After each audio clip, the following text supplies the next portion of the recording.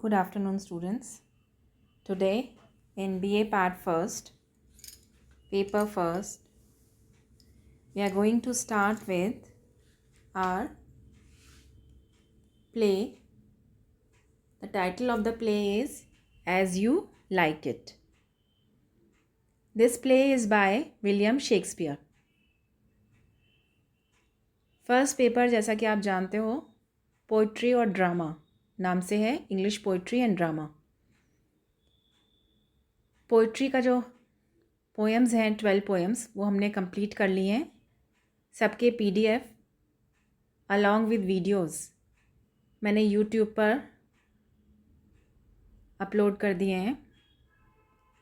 आप लोग अपनी ज़रूरत के हिसाब से खोलकर वीडियोस को देख सकते हैं, PDFs को पढ़ सकते हैं और जो भी आपकी क्वेरीज़ हैं वो मुझसे व्हाट्सएप ग्रुप पे लिख के पूछ सकते हैं।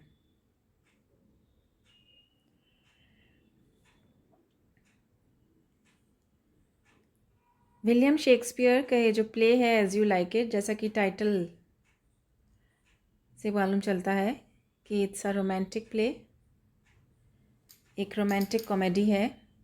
एज़ यू लाइक इट, जैसा आपको ठीक लगे वैसा कर लीजिए। हम सबसे पहले जो प्लॉट है प्ले का उसे देखेंगे, क्या कथानक है, प्ले के अंदर क्या चीज़ें हैं। Sir Ronald de Boys has recently died. Sir Ronald की डेथ हो गई है अभी हाल ही में। According to the custom of primogeniture, primogeniture का जो कस्टम है, प्राइमोगनेचर होता है ज्येष्ठता का अधिकार, यानी जो एस्टेट होती है वो सबसे बड़े बेटे को, ज्येष्ठ को मिलती है, ऐसा ट्रेडिशन चली आ रही है। तो यहाँ पर सर रेनॉल्ड के डी बॉयस, उनकी भी ये ट्रेडिशन है कि जो वास्ट मेजॉरिटी ऑफ स्टेट की है has passed into the possession of his eldest son Oliver. उनका जो सबसे बड़ा बेटा है ओलिवर, उसको सबसे अधिकतम मेजॉरिटी जो एस्टेट है वो हिस्सा उसे प्राप्त हो गया। Although sir Rowland has instructed Oliver to take good care of his brother Orlando, Oliver refuses to do so. और यद्यपि सर राउलैंड ने ओलिवर से कहा था कि वो अपने ब्रदर ऑरलैंडो का ध्यान रखे, लेकिन ओलिवर ऐसा करने से मना कर देता है। Out of pure spite he denies Orlando the education, training and property befitting a gentleman. Spite कहते हैं घृणा, पसंद ना करना। तो यहाँ ऑरलैंडो को ना तो वो एजुकेशन, ऑरलैंडो को एजुकेशन दिलाने से, किसी प्रकार की कोई ट्रेनिंग से या किसी प्रकार की प्रॉपर्टी में कोई हिस्सा देने से जिससे कि वो एक जेंटलमैन बन सके, सब चीज़ों के लिए वो डिनाई कर देता है। Charles a wrestler from the court of Duke Frederick arrives to warn Oliver of a rumour that Orlando will challenge Charles to a fight on the following day, fearing censor if it beat a nobleman. Charles begs Oliver to intervene, but Oliver convinces the wrestler that Orlando is a dishonorable sportsman who will take whatever dastardly means necessary to win. Charles vows to pummel Orlando, which delights Oliver. Charles जो कि एक wrestler है और कुश्ती करने वाला ये व्यक्ति जो है ड्यूक फ्रेडरिक के कोर्ट में आकर ओलिवर को वॉर्न करता है कि ऑरलैंडो जो है वो चार्ल्स को फाइट के लिए चैलेंज करने वाला है और उसे लगता है कि वो किसी नोबलमैन को बीट नहीं करना चाहता, उसे हराना नहीं चाहता।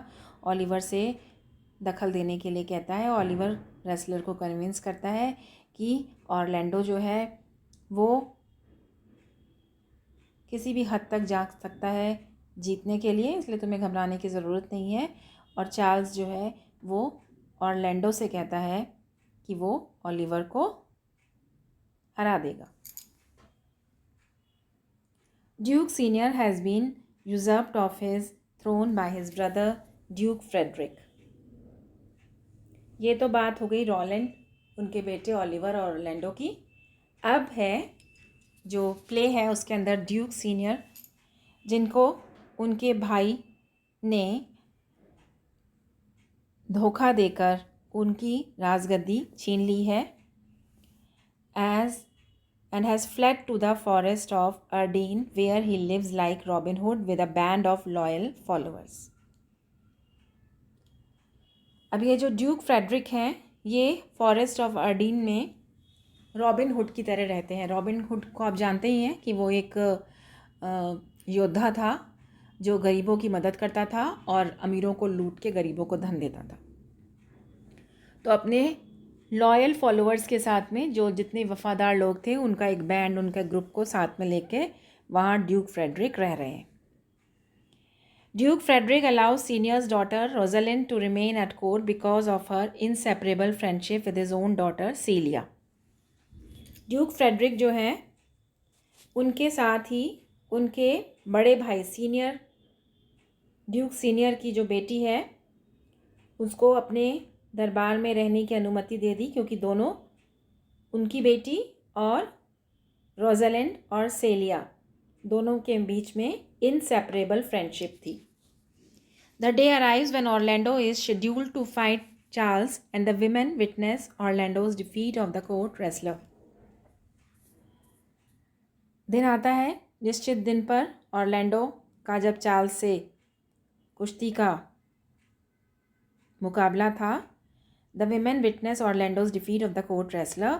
Orlando and Rosalind instantly fall in love with one another, though Rosalind keep this fact a secret from everyone but Celia. अब ये दोनों विमेन जो हैं विटनेस करती हैं कि किस प्रकार से ऑरलैंडो और चार्ल्स के बीच में कुश्ती का युद्ध मुकाबला होता है, और उस मुकाबले में ऑरलैंडो जो है वो हार जाता है। ऑरलैंडो और रोजालिंड जो है उसी क्षण एक दूसरे से प्रेम करने लगते हैं। रोजालिंड इस बात को गुप्त रखती है, सिर्फ अपनी फ्रेंड और सिस्टर जो है सेलिया, अपनी उस फ्रेंड को ही वो इस बारे में बताती है। Orlando returns home from the wrestling match only to have his faithful servant Adam warn him about Oliver's plot against Orlando's life. Orlando wrestling match के बाद घर लौटता है तो उसका जो वफ़ादार नौकर एडम है उसे बताता है कि ओलिवर प्लान कर रहा है ऑरलैंडो को मारने का। Orlando decides to leave for the safety of Arden without warning. Duke Frederick has a change of heart regarding Rosalind and banishes her from court.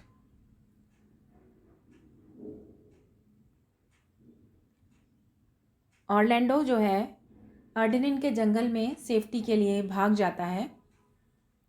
इसी बीच ड्यूक फ्रेडरिक का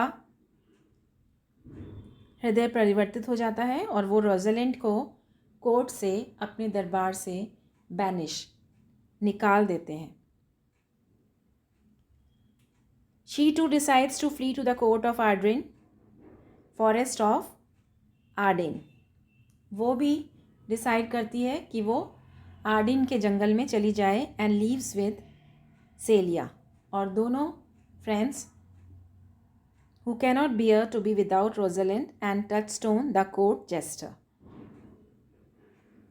जब वो डिसाइड करते हैं तो रोजालिंड, सेलिया और टचस्टोन, जो कि उस दरबार में जेस्टर कहते हैं, इसका काम होता है हंसाना, जोकर जिसे आप कह सकते हो, जो जोक्स करता है, जो एंटरटेन करता है दरबारियों को। तो इस जेस्टर को लेकर वो अपने साथ तीनों जाते हैं to ensure the safety of their journey.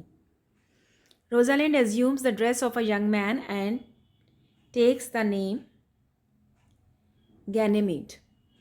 Rosalind अपना वेश बदल लेती है, क्योंकि वो लड़की है, एक युवक का रूप धारण करके अपना नाम गैनेमीड रख लेती है। While Celia dresses as a common shepherdess, Celia एक साधारण भेड़ बकरियां चराने वाली शेफर्ड की जो फीमेल होती है, शेफर्डेस कहते हैं, and calls herself Aliena, और वो भी अपना नाम चेंज करके अपना नाम एलिना रख लेती। यानी जब उससे कोई पूछता है तो रोज़ालिंड अपना नाम गैनीमीड बताती है और वो अपने आप को एक लड़का दिखाती है, और सेलिया जो है वो एक ग्वालन के रूप में, भेड़ बकरियां चराने वाली के रूप में अपने आप को एलिना राम लिख लेती है। Duke Frederick is furious at his daughter's disappearance when he learns that the fight of his daughter and niece coincides with the disappearance of Orlando.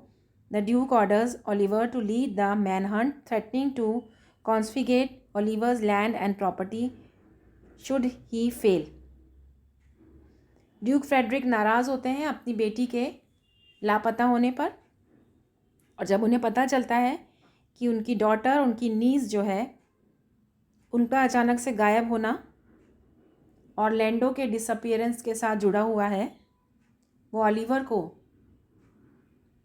Order करते हैं कि जाकर वो ढूंढ कर लाए ऑरलैंडो को।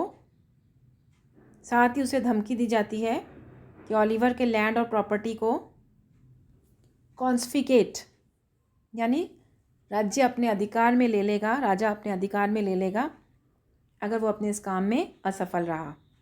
Frederick decides it is time to destroy his brother once and for all and begins to raise an army. अब ड्यूक फ्रेडरिक, जिनका भाई सीनियर पहले से ही फॉरेस्ट ऑफ वर्डिन में जा चुके हैं, वो षड्यंत्र करता है कि अपने भाई को समाप्त कर दिया जाए, उन्हें मार दिया जाए, और उसके लिए एक बड़ी सेना जुटाता है। Duke senior lives in the forest of Arden with a band of lords who have gone into voluntary exile. Duke senior जो हैं, ये इस फॉरेस्ट में अपने लॉयल जो मंत्रीगण थे, जो उसके साथ में अपनी मर्ज़ी से वॉलंटरी एक्साइल लिया था, जिन्होंने, वॉलंटरी कहते हैं स्वयं की इच्छा से, और एक्साइल कहते हैं वनवास। He praises a simple life among the trees, happy to be absent from the mechanization of court life.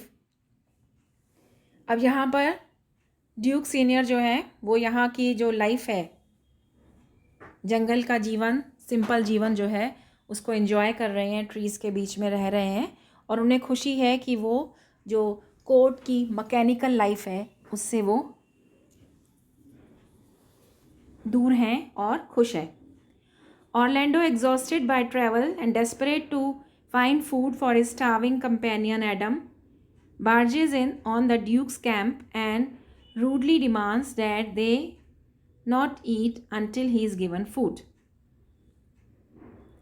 Orlando थका हुआ वहाँ आता है, जिसे बहुत डेस्परेट है, बहुत भूख लग रही है, अपने कंपेनियन एडम के लिए उसे खाना जुटाना है, और ड्यूक के कैंप में जाकर बहुत ही रूडली डिमांड करता है कि उसे खाना दिया जाए, तब तक कोई नहीं खा सकता।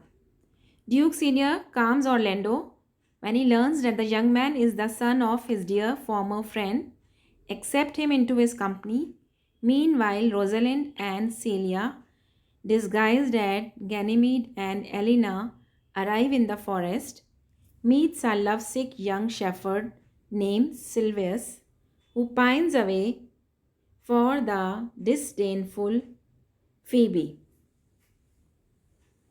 इसी बीच रोज़ालिंड और सेलिया जंगल में आ जाती हैं, और वहाँ एक प्रेम में पड़े हुए एक युवक से, जो शेफर्ड है, चारवाहा है, जिसका नाम सिल्वियस है, वो दुखी हो रहा है फीबियस के लिए, डिसडेनफुल, जो उसे पसंद नहीं करती है। The two women purchase a modest cottage, जंगल में जाकर एक छोटी सी कुटिया खरीद लेती हैं, and soon enough Rosalind runs into equally lovesick Orlando, और रोज़ालिंड अचानक से ऑरलैंडो से उसका सामना होता है, जो सिल्वियस की तरह ही प्रेम में पड़ा हुआ था। Taking her to be a young man, Orlando confides in Rosalind that his affections are overpowering him. Rosalind, जो कि गैनीमीड के वेश में, एक लड़के के वेश में है, ऑरलैंडो उसे लड़का समझ के उसको ये रहस्य बताता है कि उसका जो प्रेम है रोजालिंड के प्रति वो इतना ज़्यादा ओवरपावरिंग है. Claims to be an expert in exercising such emotions and promises to cure Orlando of love sickness if he agrees to pretend that Ganymede is Rosalind. वो उससे कहती है कि मैं ऐसे इमोशंस को क्योर कर सकती हूँ. अब ऐसा सुनो, तुम्हारी लव सिकनेस की बीमारी मैं ठीक कर सकती हूँ. तुम ऐसा मान लो कि मैं रोजालिंड हूँ. Promises to come woo her every day. और उससे कहती है कि ऑरलैंडो से कहती है कि तुम रोज़ मेरे पास आकर जिस प्रकार तुम अपनी प्रेमिका के सामने प्रेम जाहिर करोगे वैसे मेरे सामने करना. Orlando agrees and the love lessons begin. तो उससे कहता है ठीक है, मैं तुम्हें लव के लेसन्स दूंगा और उनके बीच में प्रेम प्रसंग शुरू हो जाता है. Meanwhile Phoebe becomes increasingly cruel in a rejection of Silvius. When Rosalind intervenes, disguised as Ganymede, Phoebe falls hopelessly in love with Ganymede. Phoebe, जो बहुत ज़्यादा क्रूरता का व्यवहार कर रही है, बार बार रिजेक्ट कर रही है सिल्वियस को, रोजालिंड इंटरवीन करती है. अब क्योंकि रोजालिंड जो है लड़के के रूप में है, अभी वो गैनीमीड के वेश में है, फीबीज जो है होपलेसली उससे प्रेम करने लगती है गैनीमीड से. One day Orlando fails to show up for his tutorial with Ganymede. Rosalind, reacting to her infatuation with Orlando, is distraught until Oliver appears. Orlando जो है अपना ट्यूटोरियल के लिए गैनीमीड के पास एक दिन नहीं आ पाता, तो रोजालिंड जो है बहुत ज़्यादा फ्रस्ट्रेट हो जाती है ऑरलैंडो से. इन्फैचुएशन, उसे लगता है कि वो जो प्रेम था वो केवल थोड़े समय का एक दूसरे के प्रति आकर्षण था. डिस्ट्रॉट, उसका वो प्रेम ख़त्म हो जाता है. अनटिल ऑलिवर अपीयर्स, ऑलिवर जब वहाँ आता है. Oliver describes how Orlando stumbled upon him in the forest and saved him from being devoured by a hungry lioness. Oliver कहता है कि ऑरलैंडो जो है लड़खड़ा के उसके पास आया फॉरेस्ट में और उसको एक हंग्री लॉयनेस के द्वारा डिवॉर, यानी वो भूखी जो शेरनी थी वो शायद उसे खा जाती, और उसे बचाया है. Oliver and Celia, still disguised as the shepherdess Aliena, fall instantly in love. Celia जो कि एलिना के रूप में, शेफर्डेस के रूप में वेश बदले हुए है, जैसे ही ओलिवर और सीलिया एक दूसरे को देखते हैं, they fall in love and agree to marry, और एक दूसरे से शादी करने की बात कर लेते हैं. As time passes, Phoebe becomes increasingly insistent in her pursuit of Ganymede, and Orlando grows tired of pretending that a boy is his dear Rosalind. Phoebe जो कि ज़रूरत से ज़्यादा उसके प्रति उसके पीछे पड़ रही है, गैनीमीड की खोज में वो इधर उधर भटक रही है. ऑरलैंडो जो है वो ये प्रिटेंड कर कर के थक चुका है कि वो लड़का गैनीमीड जो है वो उसकी प्यारी रोजालिंड है.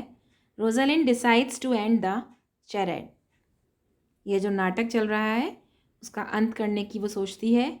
She promises that Ganymede will wed Phoebe if Ganymede will ever marry a woman, and she makes everyone pledge to meet the next day at the wedding. They all agree. वो Ganymede से कहती है कि Phoebe से Ganymede शादी करेगी अगर Ganymede जो है किसी लड़की से, किसी वुमन से शादी करना चाहेंगे. And she makes everyone pledge, सबसे शपथ दिलवाती है कि नेक्स्ट डे हम मिलेंगे वेडिंग पे, और सब इस बात के लिए तैयार हो जाते हैं. The day of the wedding arrives and Rosalind gathers the various couples. अब जिनकी शादी होनी है उनको वो इकट्ठा करती है. Rosalind, Phoebus and Sylvius, Celia and Oliver, Touchstone and Audrey are gathered. He intends to marry and Orlando. The group congregates before Duke Senior and his men. Rosalind, still disguised as Ganymede, reminds the lover of their various vows, then secure a promise from Phoebus that if for some reason she refuses to marry Ganymede, she will marry Sylvius. अब यहाँ पर Duke senior के सामने और उनके आदमियों के सामने रोजालिंड, जो कि अभी गैनीमेड के वेश में है, वो सब लवर्स को अपनी अपनी शपथ के बारे में याद दिलवाती है और फिबिस से ये प्रॉमिस ले लेती है कि अगर किसी कारण से वो उससे शादी गैनीमेड से शादी करने से मना करेगी तो उसे सिल्वियस से शादी करनी होगी. And a promise from the Duke that he would allow his daughter to marry Orlando. और ड्यूक सीनियर से भी वो प्रॉमिस लेती है कि वो अपनी बेटी को अलाउ करेगा कि वो ऑरलैंडो से शादी कर ले इफ़ शी वर अवेलेबल, अगर वो यहाँ हुई. रोजालिंड लीव्स विद द डिस्गाइड सेलिया. अब रोजालिंड ये सब प्रॉमिसेस लेकर वहाँ से चली जाती है. And the two soon return as themselves. और उसके बाद सेलिया और रोजालिंड अपने असली वेश में लौटते हैं. Accompanied by Hymen the god of marriage. Hymen जो कि उनकी शादी करने के लिए जो प्रीस्ट लेकर आते हैं. Hymen officiates at the ceremony and marries Rosalind and Orlando, Celia and Oliver, Phoebe and Sylvius, Audrey and Touchstone. ये चारों पेयर्स की शादी कर देता है. The festive wedding celebration is interrupted by even more festive news. While marching with his army to attack Duke Senior, Duke Frederick came upon a holy man who convinced him to put aside his worldly concerns and assume a monastic life. अभी ये शादी का कार्यक्रम चल रहा है, बीच में ही वो रुक जाता है एक और अच्छी न्यूज़ के साथ. ड्यूक सीनियर की तरफ एक आर्मी अटैक करने के लिए आती है और ड्यूक फ्रेडरिक जो है उसे अचानक से एक होली मैन, एक साधु मिलता है जो उसे कन्विंस करता है कि उसे अपने वर्ल्डली कंसर्न्स छोड़कर एक मोनेस्टिक लाइफ यानी एक मॉन्क बन जाना चाहिए. Frederick changes his ways and returns the throne to Duke senior. Frederick का एकदम हृदय परिवर्तन हो जाता है और वो ड्यूक सीनियर को राजगद्दी लौटा देता है. The guest continues dancing, happy in the knowledge that they will soon return to the royal court. सभी लोग बहुत खुश हैं और उन्हें पता है कि अब वो जल्दी ही इस फेस्टिविटीज़ के बाद, शादी के बाद रॉयल कोर्ट में लौट जाएंगे. सो this brings to the end of the play. Happy ending. Since it's a romantic comedy, it brings to a happy ending. So this is all the plot of As You Like It.